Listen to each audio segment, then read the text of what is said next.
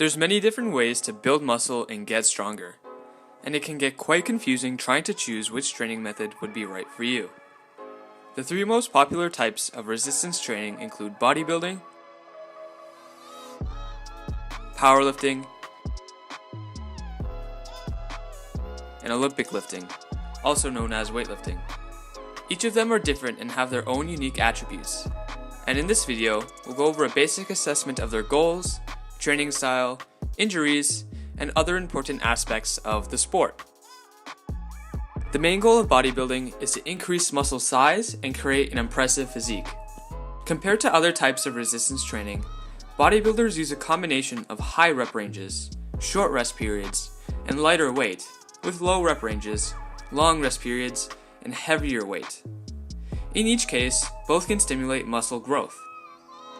However, bodybuilders may focus more time in the higher rep ranges with more sets to trigger muscle hypertrophy because of the dose-response relationship.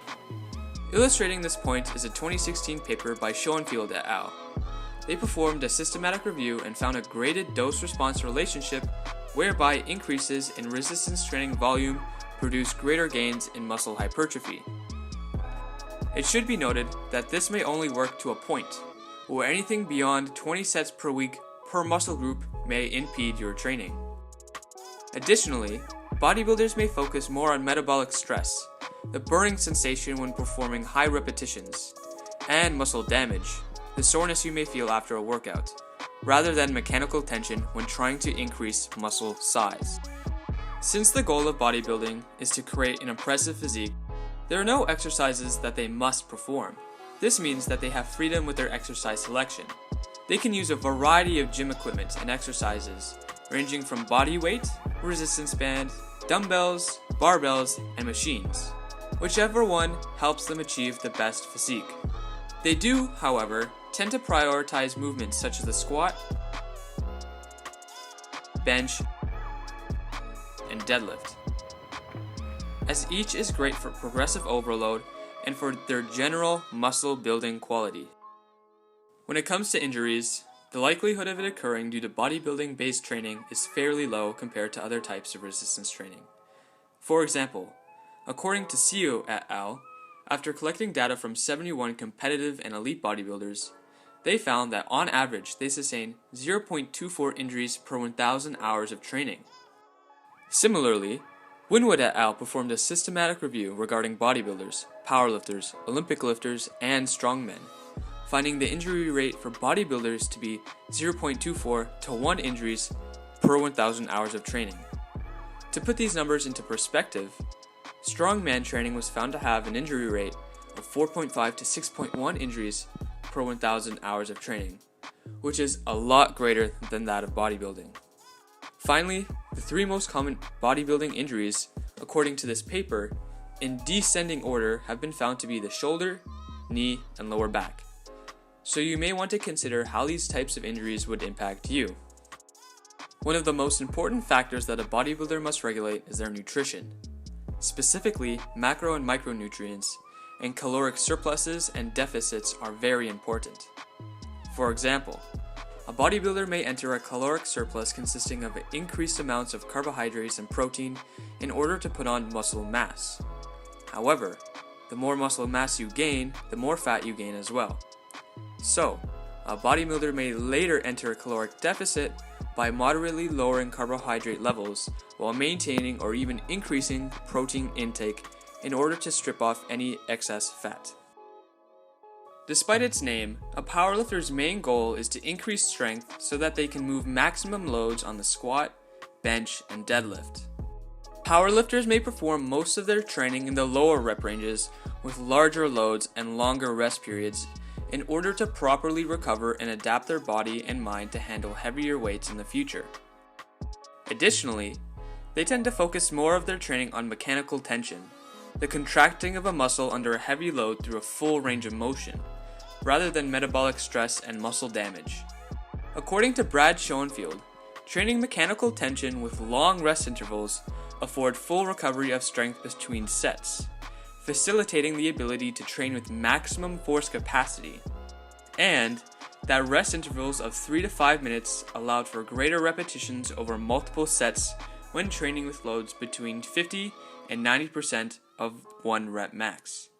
That being said, properly implementing metabolic stress and muscle damage based workouts can also increase strength as well.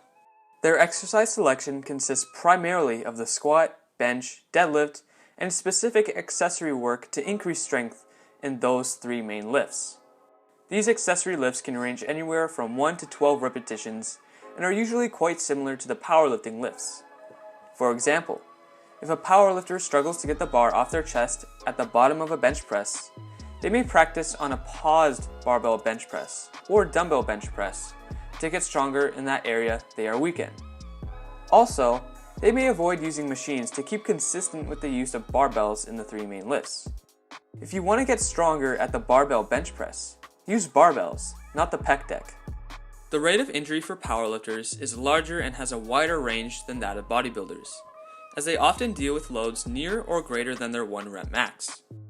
For example, 2 papers, another one by Seo et al. And the same one by Winwood et al. Found the rate to be 1 and 1 to 1.1 injuries per 1,000 hours of training respectively. However, a paper by Anderson et al. Performed a systematic review and found the rate to be 1 to 4.4 injuries per 1,000 hours of training. Finally, Gortson et al. Stated that powerlifting showed a twice as high injury rate as bodybuilding. As you can see, there's a lot of variation, indicating that there's a wider range in which injuries can occur in powerlifting. Finally, the 3 most common injury sites in descending order have been found to be the shoulder, lower back, and knee. When it comes to getting stronger, you need to train both your body and your mind, specifically your central nervous system. The science behind this is beyond this video, so I'm going to keep this as simple as possible. Training with loads near or at your 1 rep max will train your CNS to transmit electrical signals from the brain to muscles, increasing the force that those muscles can produce to a greater extent than low load training. Meaning, training with heavy weights can increase your 1 rep max on your deadlift, even without gaining muscle mass, because your mind is the one that has adapted to the weight. This is an important component of powerlifting training because a strong CNS is needed to lift very heavy weight. Similar to powerlifters, a weightlifter's goal is to increase strength, power, and speed in order to lift maximum loads in the snatch and the clean and jerk. Due to the amount of fatigue these lifts cause, they may perform them 1 rep at a time or up to a 3 to 4 with medium to long rest periods in between.